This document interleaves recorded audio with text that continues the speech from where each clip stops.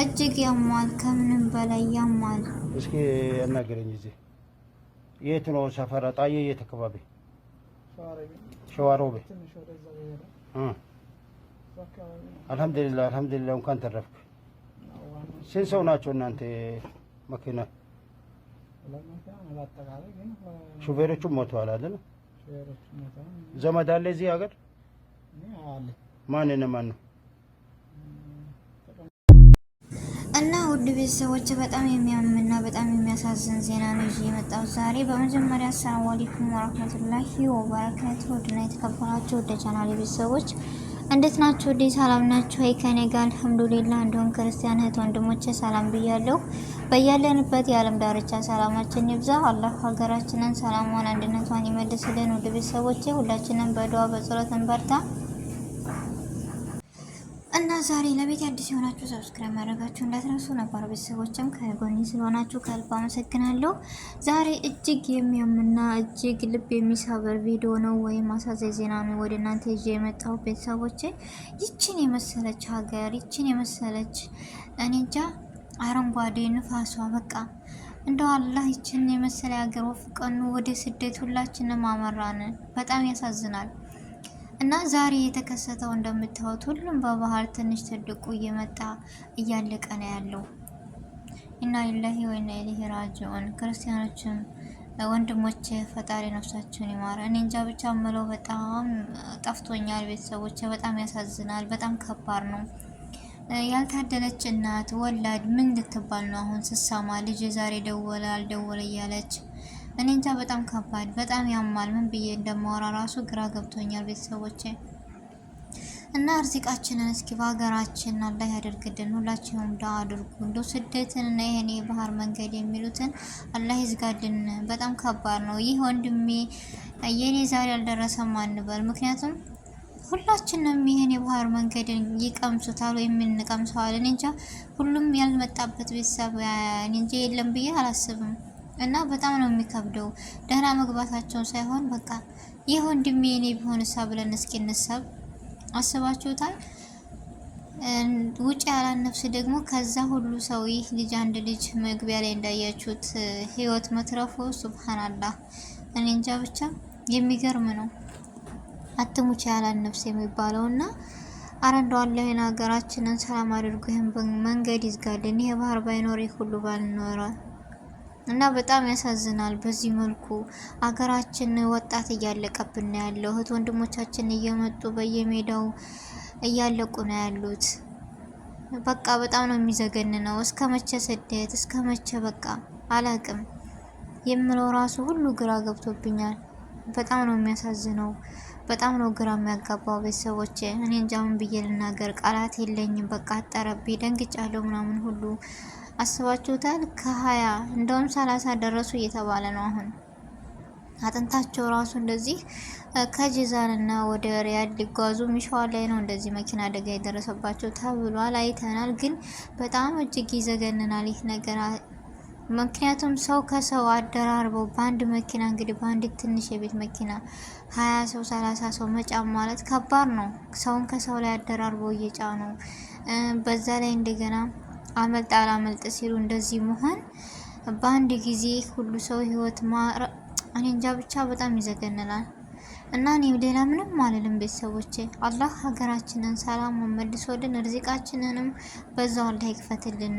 የሰው ሀገር በቃ ይበለን። እስከ መቼ ነው ስደት እንደዚህ ሆኖ? እናት እስከ መቼ? ሰው እኮ ቀብሮ አይቶ አስታሞ የቀበረ ምን አለበት? ነገር ግን ልጅ ሄደ እዚህ ሆነ ወይም ሀገር ሆኖ በእነሱም አልፈርድም። ሀገር ሰላም የለም አሁን ላይ።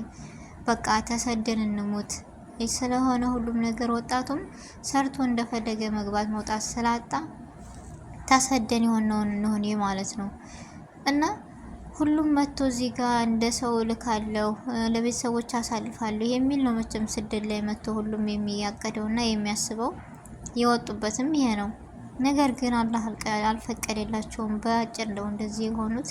እናት ደግሞ ቤተሰብ በቃ ሳይወደው ሳይሆን ሳይገደው ነው መንገድ ላይ ሆኖ ብር አስገቡ ብለው ልጆቻቸው የሚደውሉት ምናምን። ብቻ ከባድ ነው ሁሉ ነገር እና ልጅ ዛሬ ደወለ አልደወለ እያለ ቤተሰብ እዚህ ያለ እህት ወንድም ተጨንቆ ቤተሰብም ተጨንቆ እዚህ ያሉት ደወለ ወይ ሲሉ እነዛ ደግሞ እዚህ ያሉትን አይነኒ ሲያው ብቻ የደረሰበት ያውቀዋል። እና የባህር መንገድ በአጠቃላይ በጣም ከባድ ነው፣ በጣም ከምላችሁ በላይ እኔ ቃላት ሁሉ ያጥረኛል። ይህ ነው ብዬ ለመናገር ራሱ እኔ እንጃ ከባድ ነገር ነው። እና ወንድሞቻችን ካለሙበት ካሰቡበት ሳይደርሱ እንደዚህ ሆኖ በአጭር መቀጨት በጣም ከባድ ነው። በአንድ ቀን 20 ሰው ሩህ ማጣት ማለት 20 ሰው ማጣት ማለት በየስንት እኔ እንጃ በአመት ስንት ነው በዚህ በባህር በመኪና አደጋ በጀልባ በምን መንገድ ላይ የሚቀሩትን እስኪ ተዋቸው። ስንት ኢትዮጵያዊ እየቀረ ነው ያለው አስባችሁታል?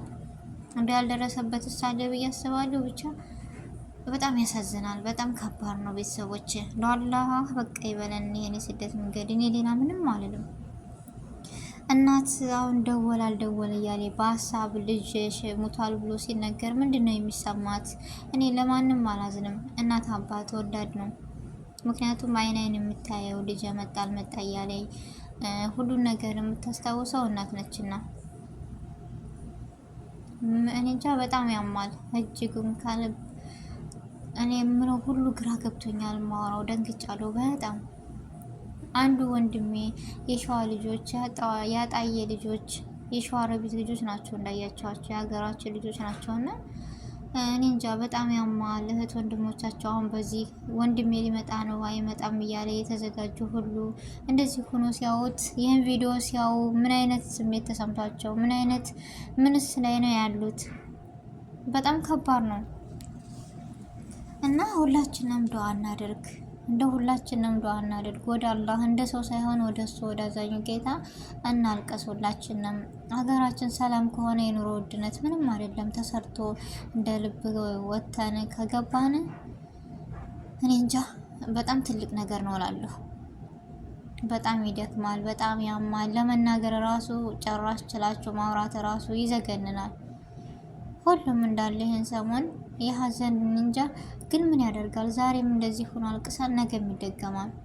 ስለዚህ ቤተሰቦቼ እንደው ዱዓ እናድርግ። እንደው የስደት ኑሮ በቃችሁ ብሎ በሀገራችን ሰላም ሆኖልን በሀገራችን ሰርተን ከበላን ጤና ካለ ሁሉ የማይለወጥ ነገር የለም። እዚህ መስሏቸው ነው እንጂ በረሃ ተንከራተው ነው እዚህም የሚያገኙት።